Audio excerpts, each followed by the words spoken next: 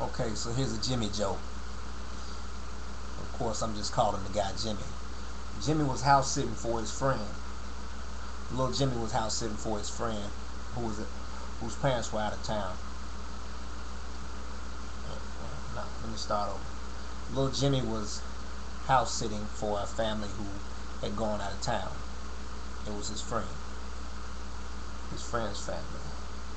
Um, he wanted to call and give the family's number to his mother so she would know how to contact him while he was staying over there. So Jimmy calls home, but it just so happens, like, whenever your mind is occupied, just as he called and slipped his mind, he forgot what the number was. And so he calls her, and he's like, "Yeah, Mom, I was calling to give you the number to my friend's house, but I forgot what it was. So I'm gonna go in here and look around. I wrote it down somewhere. I don't know if it was in my wallet or I think I left it on the counter. I'm gonna go ahead and check." And the mom said, "Don't worry about it." And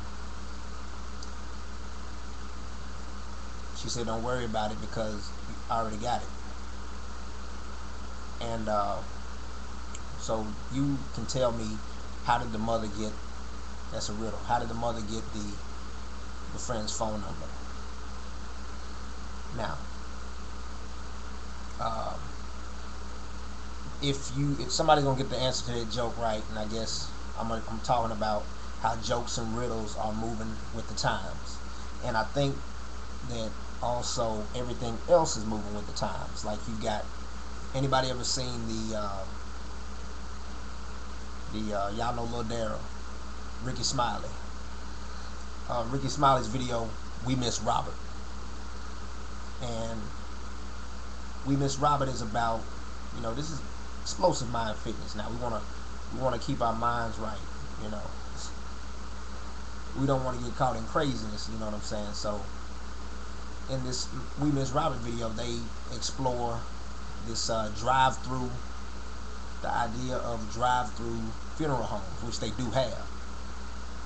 And they have the viewing of the body. They post the body up, and you drive around and view the body at a specified time. You go through the drive-through, and you can look at your family member or friend that you lost. Now,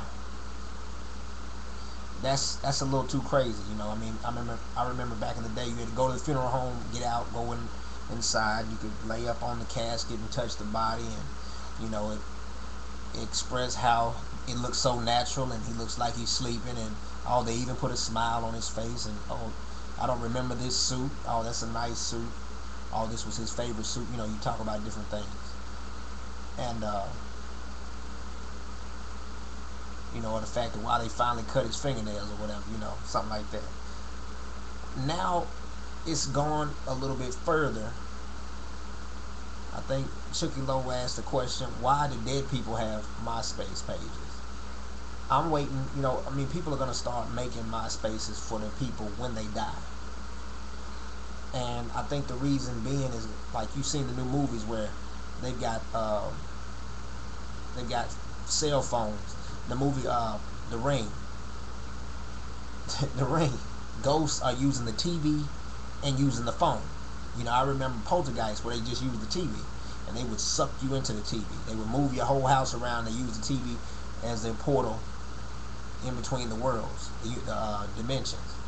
And so now it's like they use the TV for that, plus they can call you on the phone, with the Ring. So it's like you watch the tape, and they use VHS tape. So they're floating around inside the VHS tape, so that you watch the tape. They come out of the TV, they call you on the phone, then they come and get you 7 days later at whatever TV you happen to be in front of. Movies are really crazy. So, they had Ghost that was in white noise, so more Ghosts and static. And then now they had a movie called, I forget the name of it, but they had the cell phone would call you. You hear that's not my ringtone, and you go and answer your phone, and then you hear yourself dying. I'm like, I wouldn't even watch something like that. It's just ridiculous. When did ghosts start becoming technically savvy? I guess you had some some IT people that died, and they've been teaching the other ghosts how to use this new technology. You know, it used to be they come to you in your dreams, or they might haunt an old house.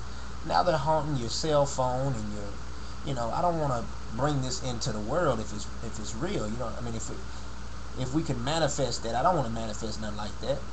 You know, dead people having MySpaces. What are we gonna do when the dead people start answering the MySpaces? You know, you open up a MySpace for your dead friend. You know what? I know if he's looking down on us right now, you know, if he was able to come back, he would check his MySpace. He would check his MySpace. I know he would, because he, you know, he loved his friends on MySpace. He's gonna check his MySpace. If he comes back, he's gonna want to read the comments. You know, he's gonna want to see what comments you left for him. So show your love. You know, let him know we still love him. We miss him. And if he wants to reach out, people are gonna start having seances on their MySpace pages. You know, if you can hear us, type one letter. You know, I mean, it's gonna be crazy. You know, and then I know this is pointless. I'm sorry, I can't help it, but it was funny to me. It was off the top of my head, and if I could figure out a way, if I work this into, it should be a joke. It should be a comedy routine. I know that I'm not the most comedic person in the world, but I thought that was funny. Dead people with MySpace pages, you know. You got dead people on YouTube. That's a trip. The dude that the born dispatcher, he died. You know, I went back and saw his video. It's like, well, he's still there, you know, but he's dead. You know, he's passed away. My condolences to the family of the born dispatcher. You know, and then you got people playing on their pages still. Dude is dead. You know he's dead, but you're talking about, yeah, he was just fat. He died of this and he died of that. You know, the guy had meningitis or something. It was like he died of an infection of some sort. I don't know, but I mean, it was awful. You know, he's dead, so why play on somebody dead's YouTube page? And somebody in the family, please close that on YouTube. You know he's dead. That's a good reason to suspend an account. You know, I mean, you know, if somebody reports that you died, and we get enough reports saying that we can substantiate it, you know, check the obituary or something, you know, that's good enough reason for me to suspend an account. I don't think that we want to keep watching that. I mean, that could be hurtful to the family. You know, somebody can exploit that, or you know, whatever. I don't know. Dead people with MySpace and YouTube. You know, if I pass y'all, it's a lot. Y'all got a lot of channels to close up.